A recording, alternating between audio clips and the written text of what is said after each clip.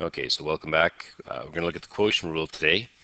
You'll notice I've got it written as option 1. The reason for that is anything that's a quotient, meaning it has a division, as an example, this question that we'll look at momentarily, could be rewritten as a product rule. So we could write it as the numerator in brackets times 6x minus 3 to the exponent negative 1. And we will be able to do this another way later on once we see the chain rule. So instead of using the quotient rule, we can use the product rule and chain rule in combination. Once you get to university, you will have to learn the quotient rule. They will expect you to use it. And there are some questions for which the quotient rule works better than, or is easier, let's say, than the product rule, chain rule combination. So you don't actually have to use the quotient rule this year. You will need it in the future. And I still think that it's easier for some of the questions. So we'll look at it today, and then you'll make decisions when you run into questions that have division as to whether you want to use the quotient rule or use, again, product rule and chain rule in combination once you know the chain rule. So the quotient rule basically comes about similarly to the way the product rule did, in that if we have what looks like a complete function divided by a complete function, or something in this form where we could theoretically have g of x divided by h of x, the derivative patterns numerator, we take the derivative of the numerator, multiply by the denominator, subtract the numerator left alone, and the times the derivative of the denominator divided by the denominator squared. Okay, so derive the top, leave the bottom alone, minus, leave the top alone, derive the bottom, square the bottom. Good math terms there, top and bottom, as opposed to numerator, denominator. But what you can see if you think about what we saw with the product rule is it's similar, at least, in that we take the derivative of the first part. The first part is the numerator here. The first part in the other one is whichever is our first term. Leave the second term alone, in this case the denominator. We subtract because it's a quotient rule, similar to with exponents when we're multiplying bases with the same, or when we're multiplying exponents with the same base, we add the exponents. When we're dividing, we subtract. Same sort of idea here. We're subtracting for the division. Numerator is left alone, derive the denominator. And then the only difference is because there's a denominator, we have something more to do, and that's, in this case, we square it. So getting to the question itself, basically just going to go through exactly what we just said. We take the derivative of the numerator. 2 multiplies, using the power rule of derivatives, 2 times the 3 out front. Subtract 1 from the exponent, I get 6x. The exponent here is 1 times 2, leaves me with 2. The x now has an exponent of 0, 1 minus 1 is 0, and so it's gone. Numerators or denominators left alone, minus, and then numerators alone. 6x derives to just 6. Again, the x now has an x to the 0, theoretically, and x to the 0 is the number 1. And then the denominator squared on the bottom. And after that, basically, I'm just going to do a little bit of algebra, solving this, or simplifying this, I should say. Multiply through here, and I'll leave it to you to check to see that if you're comfortable with the math there. Now, this would normally be our finish point. F prime at x equals, we simplify what's on top and leave the denominator alone. The chances that you need to expand the denominator are pretty slim. In this one case, I happen to see 18, 18, 18 on top, so there's a common factor of 18. In the denominator, I can see there's a common factor, or there's going to be a common factor, since both of these terms are divisible by 3. The common factor will actually be 3 squared. But just to sort of make that more clear, what I did was I factored the top, expanded the bottom, and then factored it as well. And you can see that I have a common denominator and a common factor in the denominator of 9. Factor out the 9, and then 18 divided by 9 is 2. I'm left with 4x squared minus 4x plus 1 on the bottom, x squared minus x plus 1 on top. And so if this were a question that were given to you out of the textbook, they would probably simplify it to that point.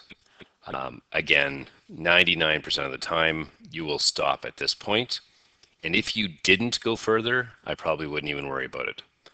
If you can see that there is an obvious common factor on top, common factor on the bottom, and that simplifying expanding will allow you to simplify, it's not a bad idea. And again, in the future, you'll be expected to do it, but it happens very rarely. In fact, the only reason it happened this time was because I happened to use a term on the bottom that had a common factor already. And so unless you sort of start with that, it's not likely to happen, or it's not going to happen. Okay, so again, the majority of the work here is know what you have to do. Take the derivative here, leave it alone, subtract, leave it alone, take the derivative, square the bottom, and then it's the algebra that allows you to continue or finish up the question. So second example, and I'll go through it quite quickly, probably tougher than most of the ones I assigned. Root x over this term, and so it's a little messier to write. Again, sort of this is just in red here, a way to represent we're taking the derivative of root x, and then same thing over here, taking the derivative of the denominator. Denominator's left alone, minus numerator left alone, and the bottom squared, the denominator squared. And then it's a matter of doing some math. The math is a bit trickier this time for sure. The derivative is for the power rule, the 1/2 is out here. 1/2 minus 1 leaves me with negative 1/2 as the exponent here. 2 times 4 gives me 8. I'm just going to go ahead and actually change that to 8 right now. I don't think I needed to leave that the way it was. 8x minus 6x derives to negative 6, and then same thing here. This is an exponent of 1/2. 1/2 gets brought down as the coefficient times the negative out front, and 1/2 minus 1 is negative 1/2 there. Get rid of that.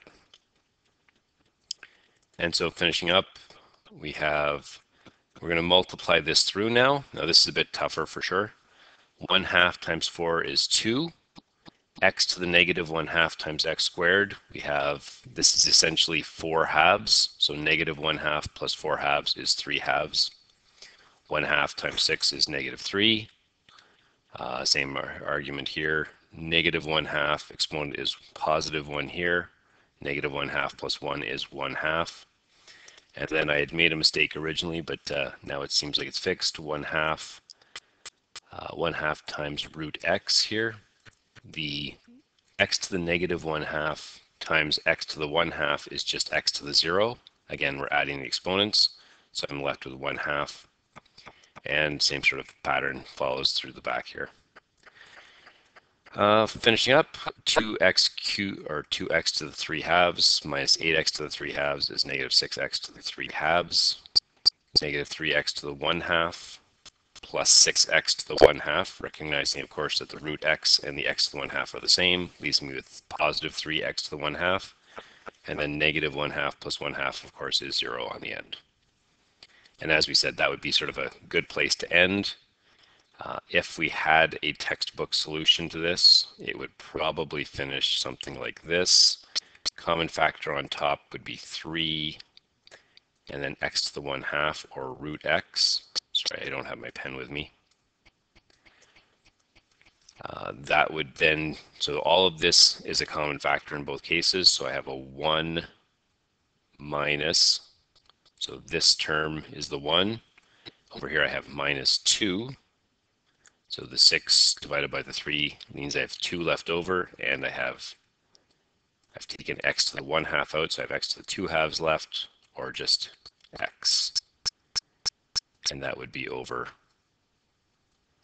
the denominator that was there.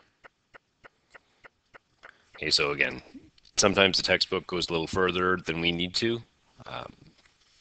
as long as you can sort of recognize maybe where things came from, or obviously ask if you're not sure. Sort of, this is the answer they got, this is the answer I got. Are they the same? You should be able to tell sometimes if they've factored something and you haven't. If you expand out theirs, you can see whether it looks the same as yours, but then you can always check and say, would I be expected to do that? My general rule is no, I don't see this term here being better than this term here, unless I'm going to go further with the question. If there's more to do, then factoring is always important. If there's nothing further to do, if that's kind of the final answer, just find what f prime of x is, then this is as good as this question, or this answer. Okay, so I will post this now. Again, I don't have to tell you these sorts of things because obviously you're watching it, so you know that I posted it. Okay.